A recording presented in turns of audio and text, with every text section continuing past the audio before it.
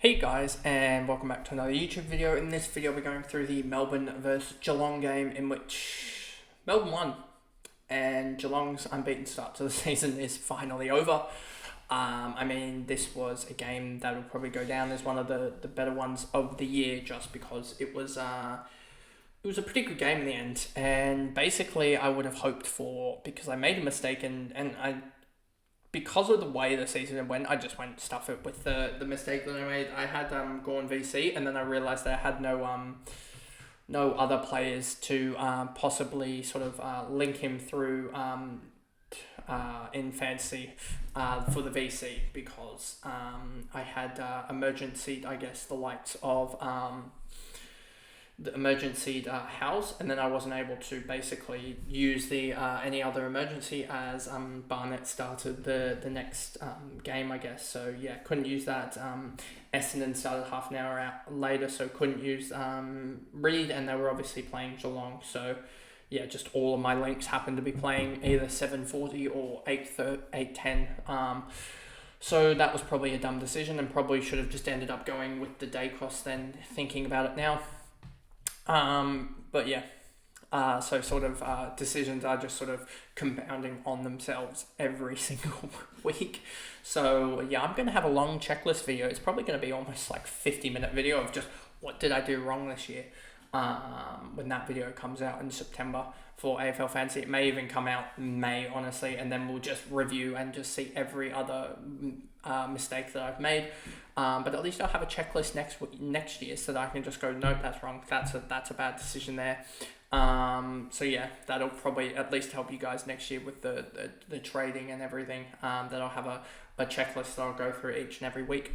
But anyway, before we jump into this video, remember to like and subscribe, turn the notification bell on so you know when I upload, and let's get into the video. Stephen May, 111. Ooh, key defender going large. This and being third best scorer for the game. What a surprise, honestly, at this point. 32, 27, 28, 24. Yeah, key defenders just aren't supposed to do this, and I mean, I guess that Stephen May with the 12 behinds does help, and he was getting a lot of the cheap marks down back as they were trying to switch it. Oliver 106, he looked really good and back to his best. It's weird this season. Petrarca is going to be so unders. If I actually go to AFL Fantasy and check what is he going to be sub 100, Petrarca?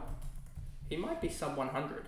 He's 90. He is going to be the pick number one, M1, and you're going to have M1 to M3 because Oliver as well.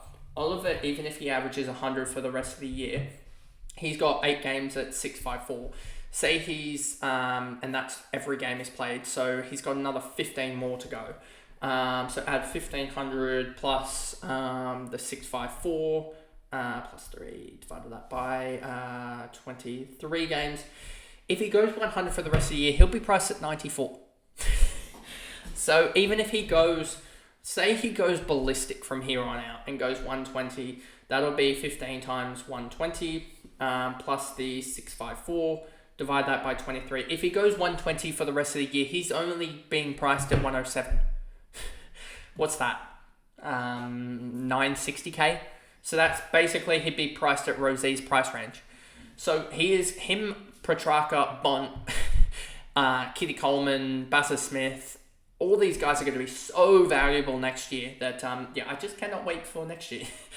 But yeah, he went pretty big. 106 for him. He looks back to his best now. He started to build into it, and you could sort of see that he was just moving better, getting those cheap marks as well, which is what we were talking about with Steele and how he was generating a lot of his scoring back to his best with those cheap marks.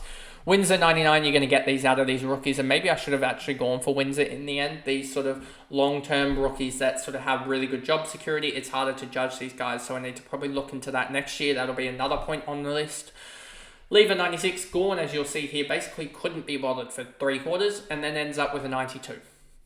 Yep, sums up, and I was sort of happy that he went 92 as... he had, I think, what was it in the end, a 42-52 split in the last quarter AFL Fantasy and Supercoach. saved the captaincy there for a lot of us in Supercoach. But yeah, 92 as a captain isn't going to cut it really for AFL Fantasy. So add that to the list of make sure you get your emergencies right, as I stuffed that up on Supercoach as well, actually, because I couldn't get Darcy Wilson in. But yeah, so Gawn went absolutely nuts in the last and ended up at 92 and basically carried the team on his back in the last. Viney, Langdon, Sparrow, Pickett, Petty, Petrarca 77. He'll be back to his best next year. He just doesn't look on it this year, which is sort of surprising. But I would definitely be taking the punt on Petrarca. 90 average this year. Even if he goes 120 for him, if we go back to Petrarca here, Petrarca, like, this is why I say historical value is so undervalued, I reckon. Petrarca 90.9, and I'd be going Petrarca if he's priced at 90 or say 100 over the likes of someone else, like maybe a Chad Warner to break out and be a huge star or something like that, or a George Wardlaw breakout or something, because Wardlaw's probably going to be priced around 80. Someone like that, I'd rather go Petrarca. But Petrarca 727 through 8, say he goes 110 throughout the whole rest of the year, times that by 15. Plus the 727, divide that by 23. If he goes 110 throughout the whole year, he is only going to be priced at 103. I'm still backing Petrarca at 103 to go large next year. So yeah, I'm really backing him in to sort of step it up sometime in the next sort of 18 months. McVee, Neil Bullen, Fritsch, because isn't he only like 28 or something? Let me just check that on my phone. Christian Petrarca.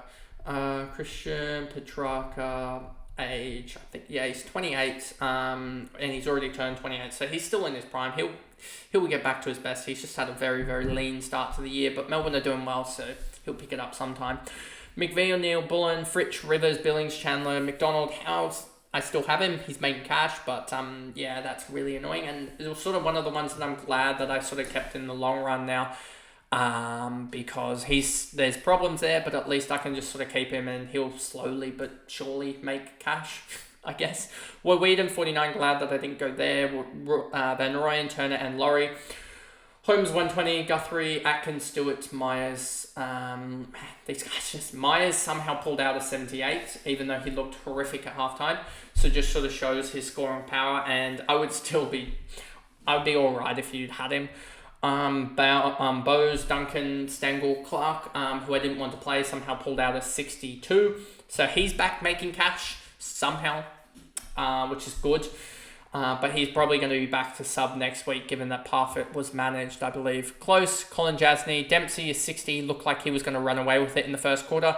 But then again, he is so streaky that a 60 from him. But just glad that he has good job security, it seems, at the moment. Cameron, Henry, Blickarves, De Koning, Stanley, Tui, Henry, Guthrie, Hawkins, Bruin, and Rowan. A very short recap, this one, honestly, but there was nothing in this game that really excited to me fantasy-wise. A lot of the rookies that no one really has in Windsor. I mean, 34% have him, but he wasn't really a rookie of note, to be honest. Not really in the role that he had. Good job security, but horrific role. Yeah, so his 99 really didn't get noticed. Gawn, 92 for most of the comp and 52% captaincy. And then Petrarca just failing again, so he'll be a good pick next year. And then no one really for Geelong. I mean, Tom Stewart, 83, he's going to drop in price, so you can maybe go to him off of Roberts, maybe. Him and the likes of a Sinclair off of Roberts, and also off of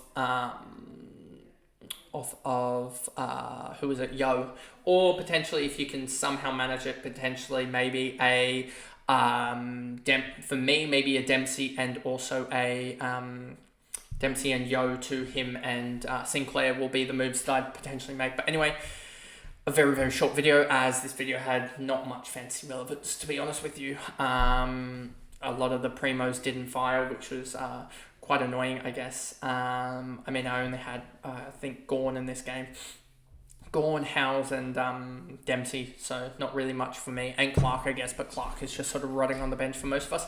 At least he's got a good break even now for Supercoach, but he's going to be back to sub, which sort of just sucks. So that was a bad call on a lot of us to get rid of him over, or to keep him over the likes of McKercher when McKercher got injured. But anyway, that is the video, and I'll see you guys in the next one. Bye, guys.